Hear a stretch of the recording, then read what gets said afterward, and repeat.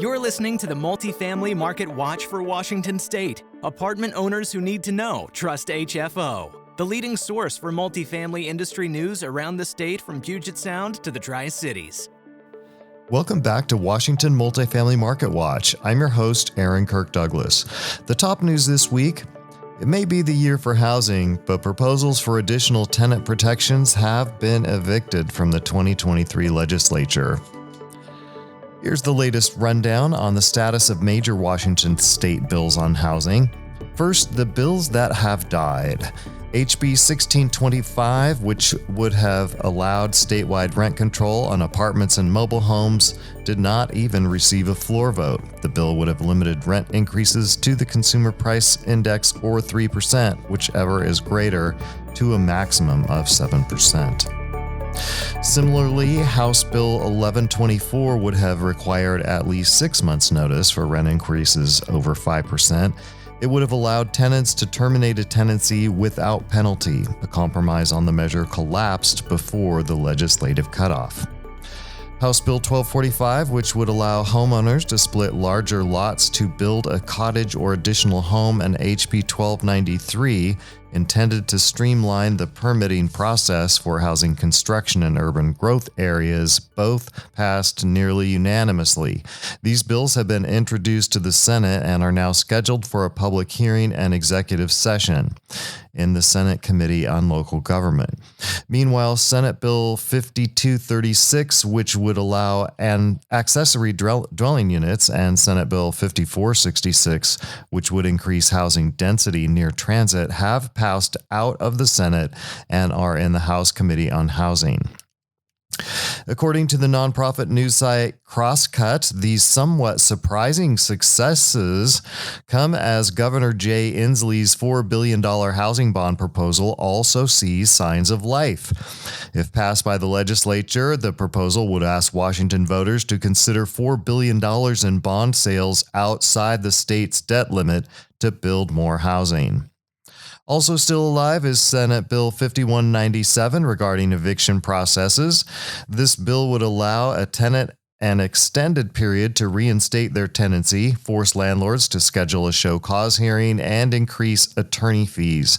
Numerous other contingencies and requirements of this bill will increase management costs. It has passed out of the Senate to the House and is scheduled for an executive session in the House Committee on Housing on March 20th at 1:30 p.m.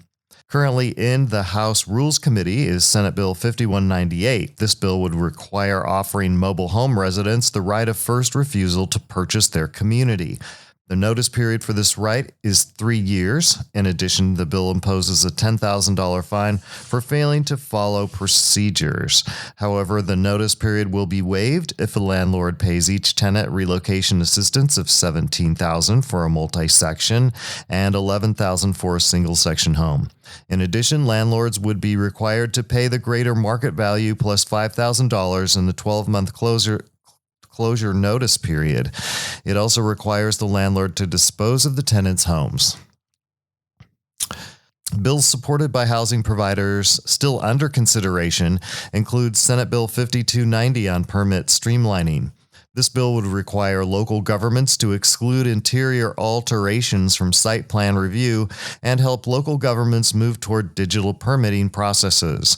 This bill was introduced in the House and is scheduled for a public hearing on Tuesday, March 21st, with an executive session in the House Committee on Local Government on Friday, March 24th.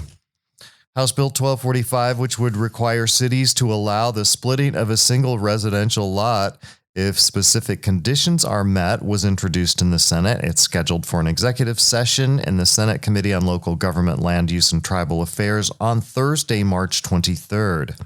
House Bill 1167, which would direct the State Building Code Council to recommend modifications to building codes to allow a single exit stairway to serve multifamily residential structures of up to 6 stories. The bill would prohibit a city or county from imposing regulations or standards on middle housing that are not applied to detached single-family residences, except as needed for life and safety. And the bill was introduced in the Senate and is scheduled for a public hearing in the Senate Committee on Ways and Means on Thursday, March 23rd. Bills that appear dead include House Bill 1628, which would have created a new tier of real estate excise tax over $5 million, which would have been the highest in America. House Bill 1075, this would have required a landlord to substantiate the cost of any damages withheld from a tenant deposit with repair estimates, invoices, or other documentation. And Senate Bill 5060, which would have required rental property owners to register their rental and vacant housing units with the state. And here are the bills supported by the rental housing industry that have died. House Bill 1817 and Senate Bill 5741. These companion bills would have initiated a housing gap voucher pilot program targeted to families at 80% adjusted median income. House Bill 1351 would have removed existing minimum residential parking requirements for cities and counties that were planning under the Growth Management Act.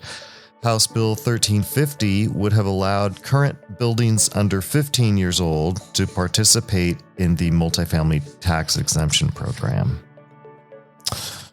And that is it for this week. We'll let you know in a couple more weeks what is up in the state legislature.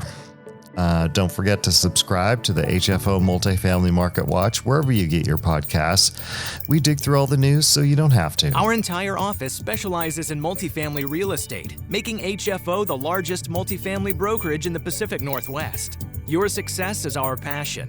Build your legacy with HFO. Call 503-241-5541 or visit our website at hfore.com for more information. HFO is an affiliate of the Global Real Estate Advisor Network.